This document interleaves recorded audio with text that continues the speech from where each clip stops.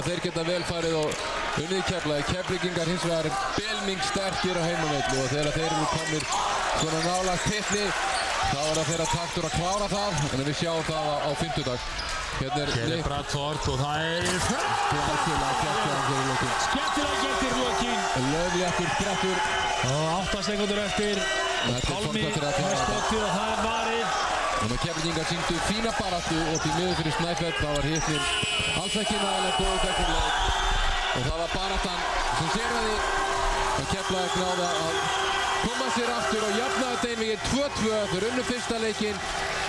Og svo kom Snæfell með 2 góða sigra, 2-1 og hér jafnar Keflavík 2-2 og úrslita lokaleikurinn fer fram á fimmtudag í Keflavík. Þannig að þar verður öllu því tjálta til sem menn eiga. Þannig að þar verða bæði lið að laga sinn gang fyrir þann leik og hafa núna tíma til þess. Arnar er búinn að grípa Guðjón Skúlason.